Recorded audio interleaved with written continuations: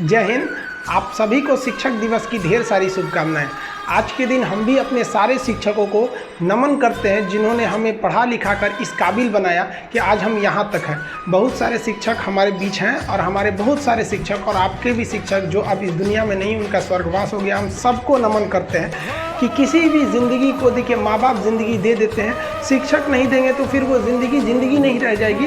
फिर आपको वो ज़िंदगी संवारने के लिए एक शिक्षक की ज़रूरत पड़ती है। देखिए, समय और समझदारी दोनों बड़े अलग अलग चीज़ है, दोनों एक साथ नहीं होते हैं। जब समय रहता है तो समझदारी नहीं रहती है, जब समझदारी आती है तो समय निकल जाता है। शिक्षक यही काम करता है कि समय रहते आप में एक समझदारी विकसित कर देता है और आपको यह हुनर सिखाता है कि आप दुनिया को करके दिखाइए, क्योंकि दुनिया सुनना नहीं देखना पसंद करती है कि आपने क्या किया। ज़िंदगी में कामयाब होने के लिए याद रखिएगा, ये मायने नहीं रखता है कि आपने कितना किया, मायने ये रखता है कि आप कितना कर सकते थे। जब लंका में पुल बनाया जा रहा था पत्थरों को जोड़ कर सीता माँ को लाने के लिए, तो बंदरों के साथ साथ गिलहरियाँ भी वहाँ पत्थर भर रही थी। तो इन सबसे कितना पत्थर ही उठेगा। एक बंदर आया तो उठा के फेंक दिया गिलहरी को, भाग यहाँ से, तो इतनी पत्थर बीच में ला रही है। तो मर्यादा पुरुषोत्तम राम के पास वो जाके गिलहरी गिरी, तो गिलहरी को वो प्यार से सहलाए थे ना, तो ऐसा कहा जाता है कि इस पे जो निशान है गिलहरी के पीठ पे, वो राम जी का है। राम जी ने उस बंदर को बुलाया और कहा कि देखो, तुम इतना विशाल पत्थर उठा रहे हो तो तुम्हारा शरीर भी विशाल है।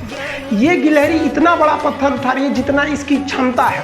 तो आप अगर कामयाब होना चाहते हैं तो आप ये मत सोचिए कि आप हमने आज 8 घंटे पढ़ लिए या 8 घंटा हम मेहनत किए। आप ये सोचिए कि आप कितना कर सकते थे।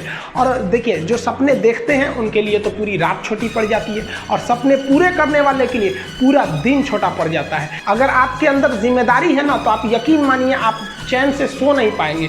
जिम्मेदारी ऐसी चीज़ होती है जो रातों की नींद छीन लेती है। रात में जगने वाला हर लड़का आशिक नहीं होता। पैसा और समय में तालमेल बिठाना बहुत ज़रूरी होता है। पैसा कहता है कि तू कुछ करेगा तो हम आएंगे, जबकि लोग गलती करते हैं। लोग कहते हैं कि पैसा आएगा तब हम कुछ करेंगे। ऐसा नहीं है।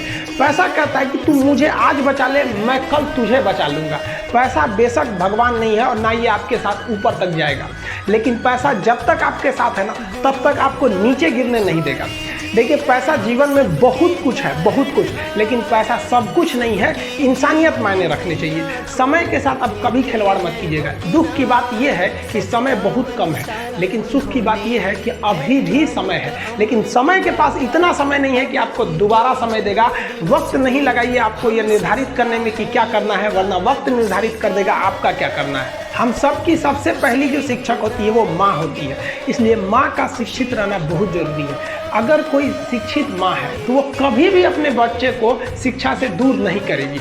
मेरा ये हरगिज़ कहना नहीं है कि जिसकी माँ अशिक्षित है उसका बेटा पढ़ा लिखा नहीं होगा। मेरी माँ आज भी अनपढ़ है, आज भी उससे 1 रोटी मांगते हैं ना तो वो 2 रोटी दे देती है। दुनिया की सबसे अच्छा अलार्म जो होता है वो माँ होती है। आप कहिएगा सुबह 7 बजे उठाने के लिए, वो आपको 6 बजे ही उठा देगी और कहेगी बेटा 8 बज गया आपको। इस दुनिया में आपको सबसे बेहतरीन ढंग से जानती है कोई तो आपकी माँ। वो और दुनिया से आपको 9 महीने पहले से जान रही होती है। कहा जाता है कि मेरे नसीब में एक भी गम न होता अगर मेरी तकदीर लिखने का हक मेरी माँ को मिला होता है।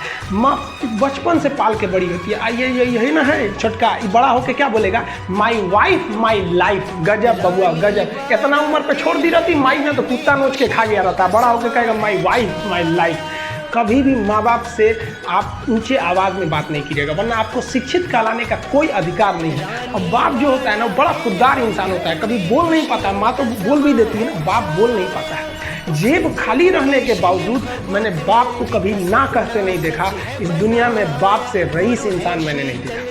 लेकिन इन दोनों को कहते हैं कि आप अपने बच्चे को जी जान से प्यार कीजिए, उसे सोने का निवाला खिलाइए, लेकिन उस पर नज़र रखिए दुश्मन की तरह क्या कर रहा है, वरना एक दिन बिगड़ जाएगा।